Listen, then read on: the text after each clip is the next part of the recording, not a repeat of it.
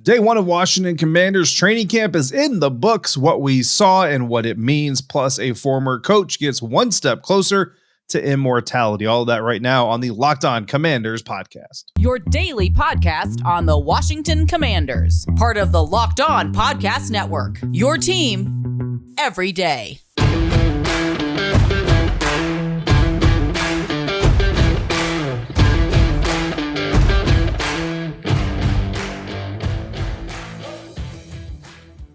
Welcome in, Commanders fans, to the Locked On Commanders podcast, part of the Locked On Podcast Network, your team every day. We are your daily podcast covering the Washington Commanders. We are free and we are available on all platforms, including YouTube and the new WUSA 9 Plus app. Your CBS affiliate in Washington, D.C. has a new streaming app that is a game changer for local news and sports in the DMV. Download the WUSA 9 Plus app now from your Roku or Amazon Fire TV stick. We thank you for making us your first listen or your first view of the day. I am David Harrison, covering the Commanders for Sports Illustrated's Fan Nation. My co-host, Chris Russell, the Rooster, one half of the Russell and Medhurst show on the Team 980. You can find Chris and Pete there Monday through Friday from 9 to noon Eastern time or anytime along with the show on the Audacy app. Of course, when we're not there or here, we're on Twitter at DHarrison82, at WrestleMania621, and at LO Commanders. All right, and once again, we thank you for making us your first listen and your first view of the day, wherever you are consuming the Locked On Commanders podcast. We appreciate you. And David, day one of training camp 2022 is in the books. Locked On Commanders was there. My partner, David Harrison, patrolling the sideline, boots on the ground. As I like to say, I was in a nice air-conditioned studio. You were sweating it out with the boys in burgundy and gold. I know it was a somewhat quick practice for day one. Maybe we'll get into that. But I guess your big picture takeaway, we were just together at the facility on Tuesday night, and we reacted to what Ron Rivera had to say today. You actually get to see guys on the practice field and starting to work officially towards the regular season opener. Yeah. So very quick practice is one way to put it. I like to call it the longest sauna session that I've ever taken in my entire life. Very, very hot. They had the tent out, like shout out to the team. They had the tent out, you know what I mean? There was shade provided, all that stuff, but it was about 20% more humid under the tent. So you left the direct heat for the humid heat. Anyway, I know I complained. I spent all day watching football. They put the tent out just because they knew you were coming. Absolutely. Yes. And they wanted to make sure that I was comfortable. Yeah. I mean, tomorrow they'll have the Jet fans, the mist machines out, just because they are big fans of the Locked On Commanders podcast. Yeah. So they'll be listening to this and they'll say, how can we keep David Harrison comfortable? Yeah. Either that or Sam, the intern, will have one of those misting fans and, you know what I mean? Just point it my direction. So big picture takeaway, day one of training camp. It's day one of training camp. That's the big picture takeaway. Honestly, breaking the rust off. Just get back out there, get back to being physical. I mean, again, some of these guys have been working out anyway. A lot of them have been working out. But as far as like football working out, right? There's a difference between exercising, lifting weights, staying in shape, and then there's football activity. And that's something that some of these guys have not done in about a month, because just like everybody else, they deserve their vacation time, just like anybody else does. So some of them enjoying that or whatever. Nobody appears to have come in out of shape. I think that's number one. That's the kind of the biggest takeaway is that as far as we know, nobody like failed a conditioning test or did any of that crazy kind of stuff that we see happen from time to time around the league. And no significant new injuries right now. Antonio Gibson did participate on the side field. So that's obviously a point of conversation. But when you look at even just how the kind of the flow of the day went, like early on Carson Wentz, I wasn't doing a snap for snap kind of track or whatever, but I would probably venture he was like 1 for 5 on his first 5 pass attempts, in team on team drills. And nope, people are not going to want to hear that, but that's okay. Because again, it's the first day of camp and you're just kind of getting back in to the groove of things. But I think that's really the first thing is, yes, we're building on everything that's happened in the OTAs, the mini camps and everything else, but this is still the first day of training camp. So not too much to get too excited about or too down about on either side of things. Yeah, only about an hour and a half practice. I know I was charting it from a, like I said, air-conditioned studio, so I was surprised. just after 10:30 when Ron Rivera took the podium. And I know you had mentioned to me before we started recording this that it took others by surprise just because of how quickly it happened. I don't know why they would have only had an hour and a half practice other than it's the first one, like you said, in 6 weeks. So maybe that's Ron easing them in, ramping them up. So maybe that will increase. Usually they are just shy of or around 2 hours. Rarely does it go beyond that because of NFL collective bargaining, NFLPA type rules. But maybe that was just it. And I wanted to ask you, you mentioned Carson Wentz, and obviously that's going to be the number one story that everybody tracks. Usually defenses are ahead of offenses when we get to training camp, right? You mentioned he kind of struggled a little bit early, looked a little rusty. We know he worked out with a bunch of the guys in California in early July. Is it a big deal to you? This is more personal preference, personal opinion. If Carson doesn't exactly look crisp or clean anytime soon, is that a concern to you? Is that just a matter of process? Or is it no big deal in your eyes? It's not a big deal for, I'll even be nice and say the first week. Like, honestly, you know what I mean? First day's practice is on Wednesday. If Friday comes and he still looks rusty, right? Like, there are things you just chalk up to rust and you kind of say like, okay, like get some throws in, come Thursday, Friday, Saturday, that'll be better. Honestly, if by Friday, some of the things that we saw are not cleaned up a little bit, because they aren't scheme related. They're literally, it's just Carson getting the ball out, faster, Carson getting the ball out cleaner, stuff like that. I will start to be a little bit concerned personally. Like I will tell you that on the show. However, I will not come here and try to trumpet to the Commanders fans that, hey, you might want to bench Carson Wentz if he's on your fantasy roster. Like, you know what I mean? There's a difference between the two, but some of the things we saw today, you know what I mean? Like right read, but the throw is a little high. Or, there was a couple, actually there was one occasion where they were playing half line drills. And one of, I'm not going to say he cheated, but one of the defensive linemen that was on the field kind of made a move to where there would have been an offensive lineman, but there wasn't an offensive lineman. So we got pressure on the quarterback that way. But there's plenty of good too. But again, you don't want to kind of go crazy on it, right? There was a play on the right sideline outside of what would be the right hashes on the practice field where Carson Wentz found Terry McLaurin. And obviously that's a huge connection that we're all waiting to kind of see what's going to happen. And the ball wasn't the greatest pass in the world, right? Like you would love to see Carson lay it out in front of Terry, let Terry go out there, catch it in his hands, in stride, run after catch. It would have been a touchdown. Instead, it was one that was delivered a little bit late, opposite side of the field. Carson kind of had to put it where he could put it. But Terry did what Terry does, which is why everybody loves him and why everybody wanted him to get paid. Body control, ball tracking, hands. He had a defender near him. I mean, everything you want, went to the ground, held on to the ball. You don't like seeing number 17 go to the ground without pads on, but that's what makes Terry McLaurin great. So a lot of good things as well. But again, I'm not going to come in here and say draft Terry McLaurin in the first round because he and Carson Wentz are about to set the league on fire. So don't take it, listeners, not you, Chris, but listeners and viewers, don't take this as like, oh, well, they're not off to a good start. It's just, again, it's all day one. So everything has that grain of salt of it's day one. I think everybody should take everything and anything they see in preseason and in training camp with a big time grain of salt. The games themselves a little bit less, but because you can actually tackle the quarterback, you can actually sack and hit the quarterback there. So that's a little bit different than practices. But everything you should, good or bad, nobody should be too high or too low based on what they. And by the way, I have seen a lot of terrible quarterbacking in this organization in training camp. And most of it has equaled out in the regular season that way.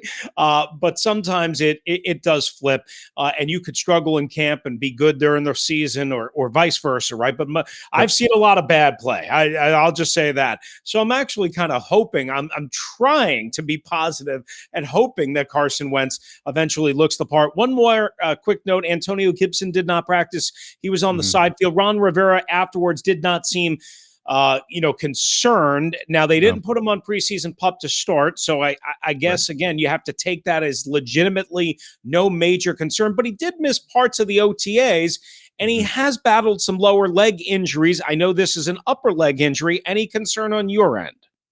Not on Wednesday. You know what I mean? Now, again, if he's not out there Friday and Saturday, then I think you have to start kind of being a little bit concerned. You start missing a full week. It's going to be 4 days, right? But that's the first week of practices. If you miss the first week of training camp, that's certainly a little concerning. It has to be for anybody. Yeah, no doubt. I would agree. And, it's only because running back is such a physical position, number one, and takes a toll on you. And also because, and this was part of the impetus, as we talked about during the draft and subsequently following the draft, why they took Brian Robinson Jr. when they did, even if it was a little bit early, because they know what most of the pundits and experts outside the building, outside of Ashburn, forget or don't acknowledge or whatever. And that is Antonio Gibson has had some injury issues. Again, only an hour and a half practice. We'll see what they do the rest of the week. David will be there Thursday, Friday, Saturday. I'll be back on Saturday. So we'll have a joint observation again on Saturday, and we'll have special coverage for you. Coming up on the Locked On Commanders podcast, what Ron Rivera has said so far and how we heard it and processed it. That's next. But if you guys haven't tried Built Bar Puffs yet, you are depriving yourself of one of life's greatest joys. Trust me, I have one every morning when I'm driving in traffic, which is not a joy, but Built Bar Puffs make it a little bit easier. And guess what? There's a new flavor out, guys. Ready? Delicious, indulgent cookie dough. Who doesn't love cookie dough? Covered in chocolate. That's right. Built has done it again. Cookie dough chunk puffs have a light, chewy texture, real cookie dough chunks, and of course, they're covered in 100% real chocolate. And as you know, every Built product is healthy for you. Only 160 calories, a whopping 15 grams of protein in the cookie dough chunk puffs, and of course, low in sugar and low in net carbs. You know the deal. When it comes to Built, they are going to take good care of your body. The collagen protein goes in your body. It absorbs things more efficiently. Ton of health benefits. And again, it replaces that regular chocolate bar or that bag of chips or that chocolate bowl of ice cream at the end of the night when you're craving something sweet. So go to Built.com with the promo code LOCKED15. Arm yourself with that. And you're going to get 15% off your order. Again, at Built.com by using the promo code LOCKED15.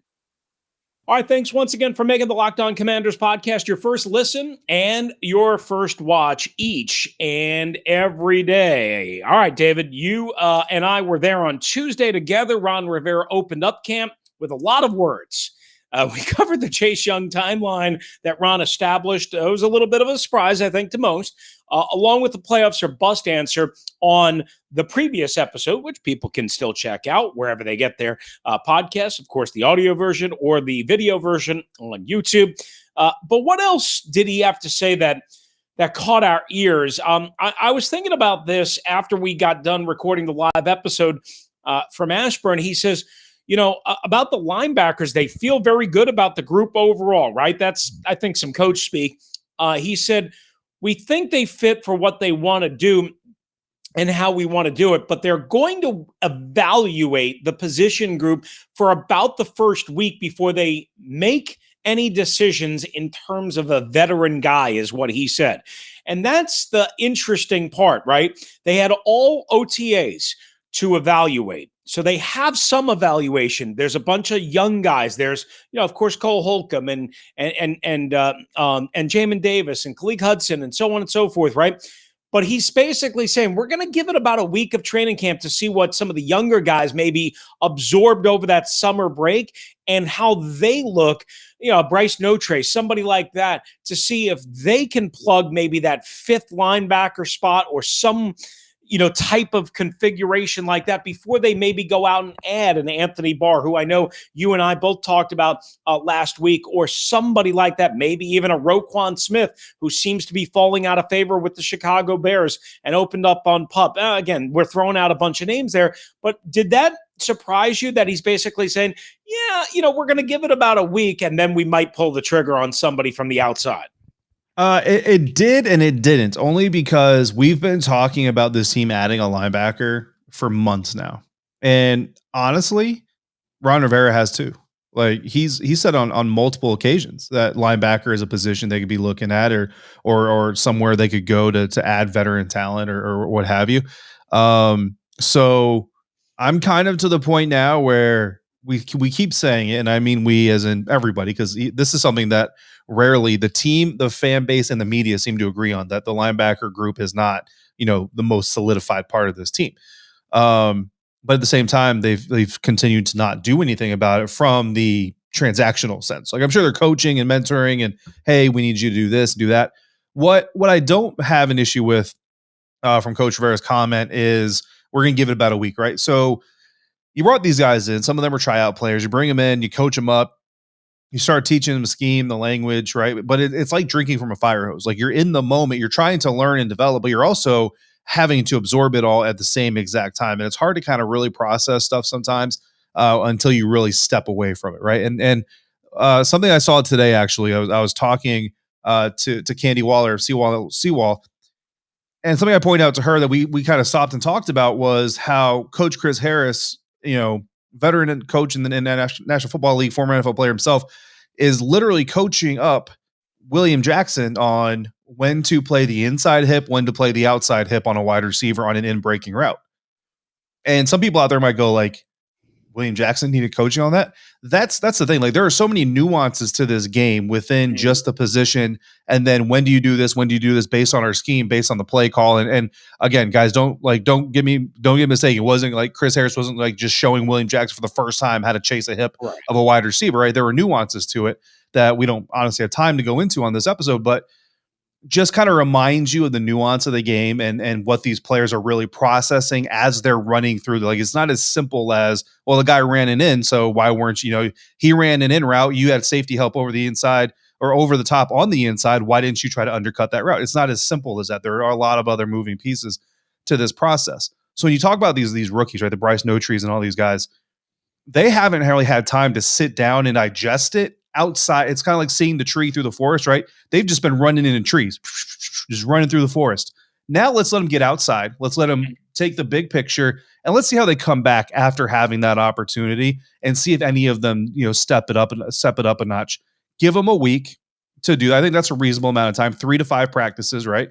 And if nobody emerges, that's when you might see an Anthony Barr or Kevin Minter, or I don't know, trade for Jesse Bates, even though it has nothing to do with linebackers. Just throwing that out there. That's when I think that part of it makes sense.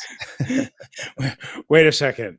You mean we couldn't even make it to the third segment before you got a trade for Jesse Bates? Had to do it.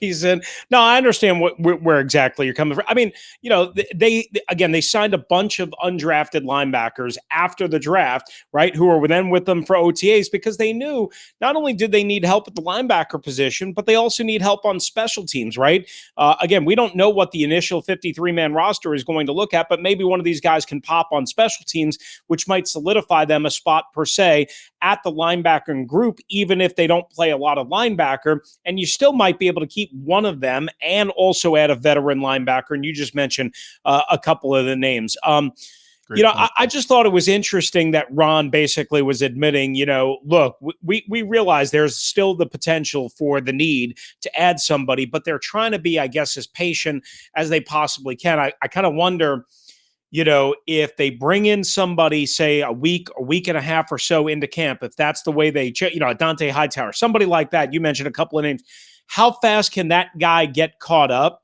on the scheme, on the system, with the checks, with the calls? And are they necessarily looking for a Mike linebacker, right? Because I mean, it's very clear that Cole Holcomb wants to play the Mike linebacker, and he's worked there, and he knows the system, and he knows all the calls, and he knows all the checks, and he knows everything, whereas an outside guy doesn't know that stuff. And it might take him not only a couple of weeks of practice, but it might take him a couple of games, a half a season, what have you. So they could be looking for an inside guy, somebody that could eventually learn the defense and play the Mike, but also somebody that could play outside. All right, just quickly moving on, and we'll get a quick thought in on this. He also talked about making the team, we know all the distractions, whatever, making the team, in his words, quote unquote, presentable on the football field and in the community. And it was part of a longer answer about the distractions and all the nonsense and all the chaos. And he talked about, bringing back the glory days and the fans and all that stuff. David, when you hear presentable, yeah. what, like Ron said nothing wrong, Right. but presentable is not exactly the vision that I want to hear.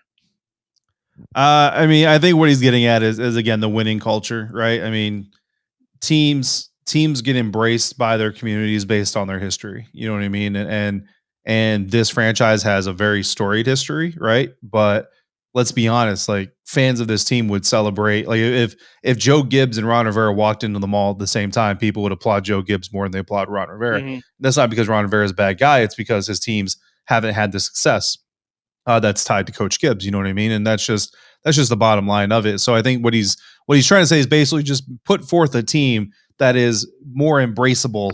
I'll say that word, embraceable, by the community, because you know, I don't know, a losing team is like an ugly baby, and nobody wants to hold the ugly baby.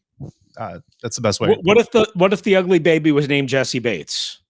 Then he's not ugly. He's magnificent. Okay, all right. Then you would want to kiss and hug. That's an all pro. That's an all pro baby right there. Exactly. Expensive all pro baby. A franchise tagged free agent. Yeah. Oh, not. I shouldn't Worth say all 12.9 million. Franchise tagged all pro free safety baby. Yeah. That worth all 12.9 million plus the Yeah. 15 million on average you're going to pay him in a contract. Exactly. All right. Coming up next, Carson Wentz finally participated in his first training camp practice with his third team in 13 months. Again, a little bit more of what David may have seen, boots on the ground, and also what he said to the media, including David Harrison, after his first practice. Maybe a thought on the playbook. I want to get to that. That's coming up next on the Locked On Commanders podcast. Final segment here, the Locked On Commanders podcast, following the first day of training camp practice at the Washington Commanders facility. Chris, I got to say something. The way you just said that about Carson Wentz, I love it because it's factual. Third team in 13 years. Like, that's like a punch to the gut.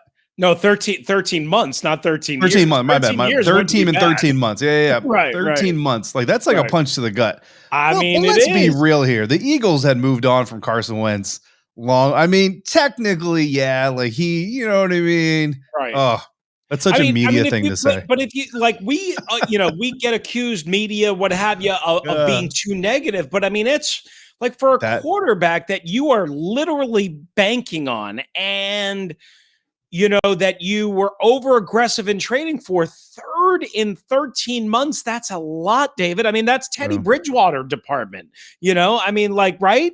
I mean, Teddy's been with like 14 teams in the last 13 months. Right. I just look at it like this, though. The Eagles were moving on from Carson longer than 13 months ago, I think. So that's fair. Like, just to be kind of fair, like the Eagles already had their exit plan developing before, you know what I mean, outside the third team. You're not wrong. Like that's the beauty about it, is you're not wrong. Yeah. It's just like, I mean, whether it's 13 months, 16 months, whatever it is, third team in less than 3 years, right? We know that. Yep. And, of course, again, not only the coaches and the people that were familiar with him, i.e. Frank Reich, and of course, in some cases, they weren't familiar with him, i.e. the owner, Irsay, in Indianapolis, but also the playbook and the scheme and the terminology. And that's one thing I wanted to kind of bounce off of you. He said to you guys on Wednesday afternoon that he's getting more comfortable in it. And at first, he said it was a lot of like verbiage and a lot of different things that he had to learn, which again is understandable coming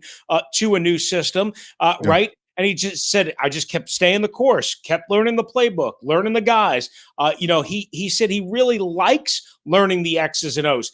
That's all the stuff you want to hear.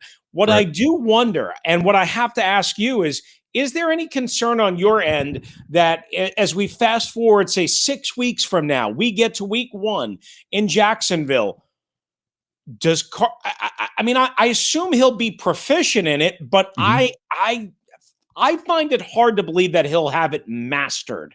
And if you don't have it mastered, does it come back to haunt you in a high pressure, quick, fast moving situation like a 2-minute drill or something like that might cost you a possession?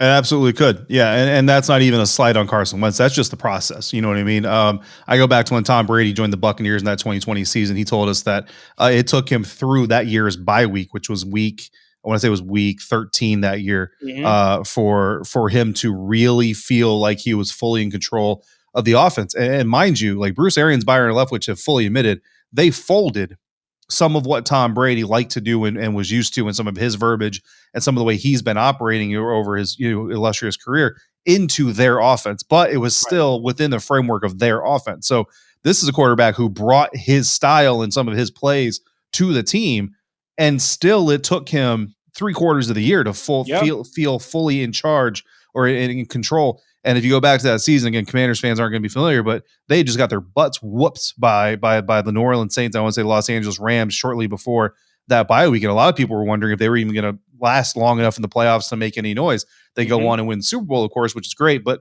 that's how long it takes. And again, if it's going to take Tom Brady, who literally is a football IQ quarterback, like this is a guy who has no athleticism. Remember, coming from, it's not like he's just old and that's why he can't run anymore. He never had athleticism.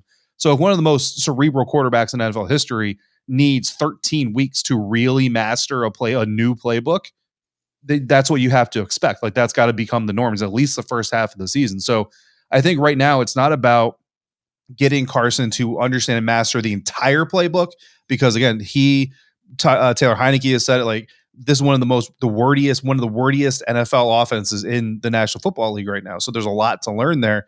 I think what it is how do we best maximize our offense right now and start to do this thing in phases and do this thing in chunks. And I think that's what they're doing right now. And again, there's certain things that we can't give away that we see post reportable phases of practice, but there are some wrinkles that you and I have seen, and we saw a little bit more of them today, that are going to do things to facilitate the offense getting leverage over the defense while Carson Wentz continues to learn some of the intricacies of the offense. You know what's interesting, just as a final note on this, Scott Turner's offense might be wordy, and what these guys are having to deal with is new, and especially with Carson, it ain't as wordy as Sean McVay's offense and Jay Gruden's offense was. I can tell you that. I mean, those guys could barely get the calls in with the microphone turning off at like 15 seconds on the play clock. They could barely get it in, and a lot of times they couldn't get it in because it was so specific and so many terms and so many different keys and codes and all that. So keep that in mind, that this is Joe Theismann once told me, this is a relatively easy system to learn because of the number system and all that stuff, but it still is a different language. All right. And on a closing note, congratulations to Mike Shanahan, who I got to cover for 4 years here, a 2-time Super Bowl champion head coach, and of course the head coach of the Washington NFL franchise from 2010 through 2013. David, on Wednesday, we found out that he advanced in the coach contributor finalist category for nomination and selection to the Pro Football Hall of Fame. He joins a group of 11 others. Basically what they'll do is they'll take one of those 12, is the way they wrote it up and the way I understand the process, and elect in all likelihood right before the Super Bowl. So Mike's got a long shot, 1 out of 12, but he is in that final dozen category. So congratulations to him.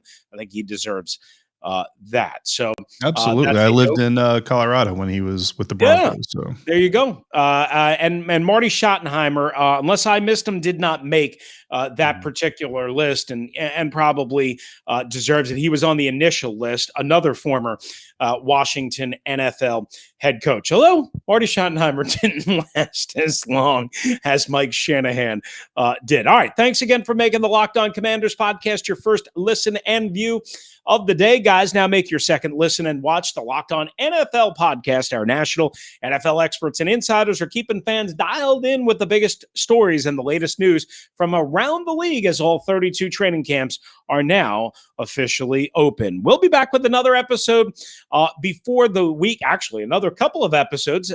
David will once again be at training camp on Thursday, so check out him on Twitter at DHarrison82. And of course, he's got you covered on SI.com's Fan Nation. If you want to hop in on the voicemail, 301-615-3577. That's 301-615-3577. Or Locked on Washington Commanders at gmail.com. Again, David's covering the Commanders and training camp, SI.com's Fan Nation. Check him out, of course, there. I'm hosting during the time practice is, so I'm just following along like you guys. So I'm following David on Twitter because I can't be there. Again, at D Harrison 82. Check me out on the radio, 9 a.m. to noon on the Team 980 and the Audacy app. And thank you for joining us right here on the Locked On Commanders podcast.